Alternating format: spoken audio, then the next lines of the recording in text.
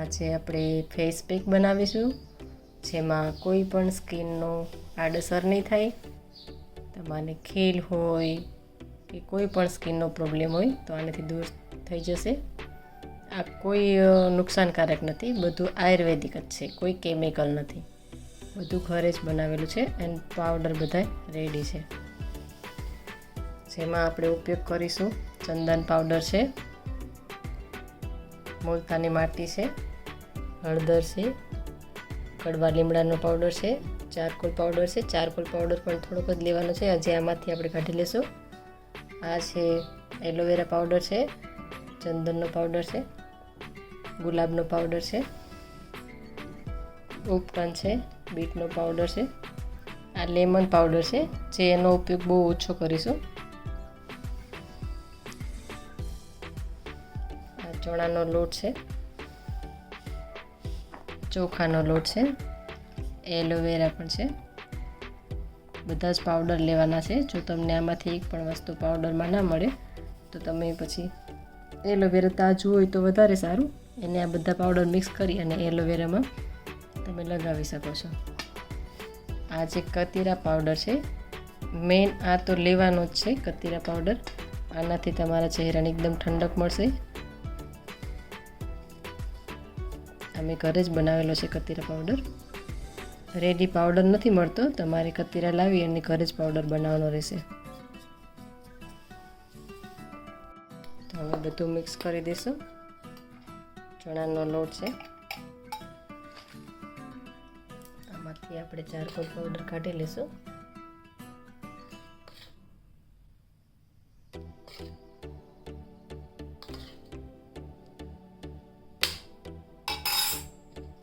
હવે આ બધા જ પાવડર આમાં મિક્સ કરી દઈશું.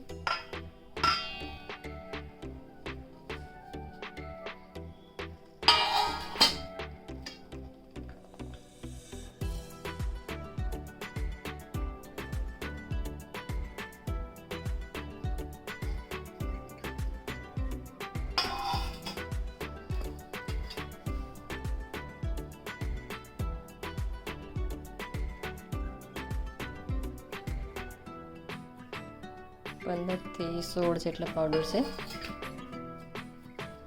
આમાં લેમન પાવડર જે આવે છે બધા વધારે નાખે છે, પણ એ સ્કિન માટે કોઈ ખાસ એટલી બધી જરૂર નથી. હવે મેઇન છે આપણું કતીરા પાવડર.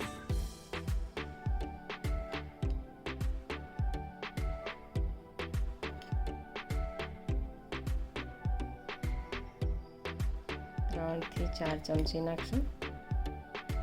વધારે પણ ઉપયોગ કરી શકશો. આ પાવડર તમે એમ જ વાપરી શકો છો અને ફેસ પેકમાં નાખીને પણ ઉપયોગ કરી શકો છો. બધું મિક્સ કરી દઈશું.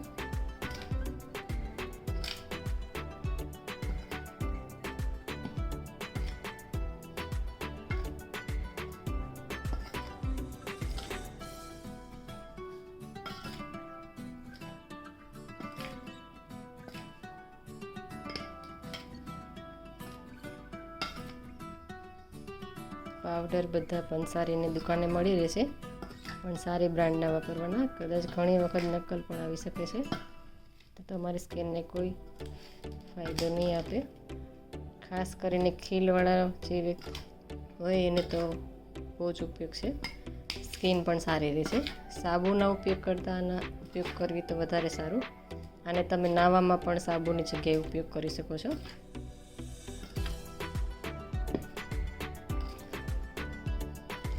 સાબુ બધા કેમિકલવાળા હોય અને આ આપણું ઘરનું આયુર્વેદિક નેચરલ વસ્તુ આવે છે.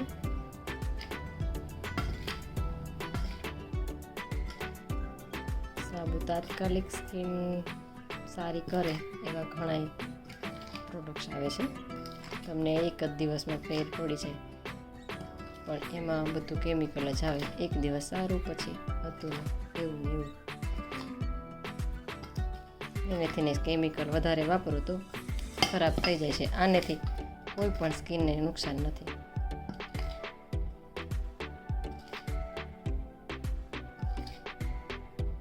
બધું નેચરલ વસ્તુ છે.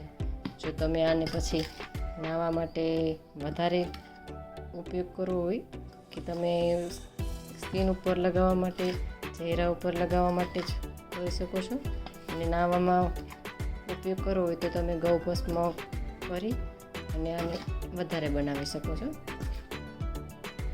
જે દેશી ગાયનું છાણ આવે છે તેને છાણની ભસ્મ બનાવી સાવ આપણે ચાળણીમાં ચાળી અને આમાં મિક્સ કરી દેવાની.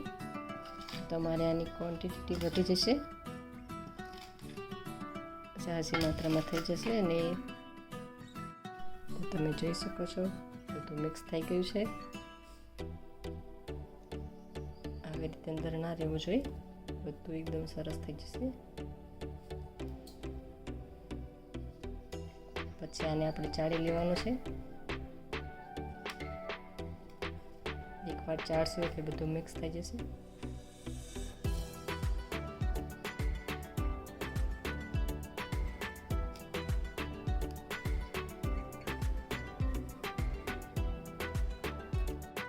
જેને વધારે ખીલ ને એવું છે, સ્કિન પ્રોબ્લેમ છે,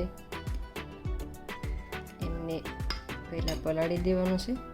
જે કતીરા ગુંદર છે તેને પલળશે તો સારું રિઝલ્ટ આપશે. તો તમે 5 મિનિટ સુધી આવી રીતે પાણી નાખી અને પલાળી શકો છો.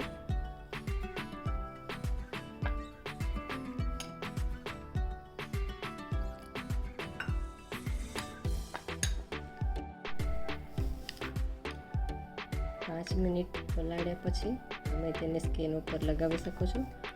10 થી 15 મિનિટ 20 મિનિટ સુધી તમે રાખી અને પછી સાફ કરી નાખવાનું છે.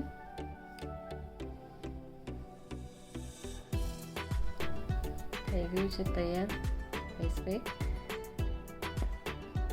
આમાં તમારે જો સાબુ બનાવવો હોય તો સોપ બેસ આવે છે તેને ગરમ કરી અને તેમાં પાવડર નાખી ખીસી જાય એટલે એને તમારે જે શેપ આપવો હોય આપી દો અને પછી એ સાબુ તૈયાર છે. જે તમારે નાહવા માટે પણ ઉપયોગ કરી શકાય છે.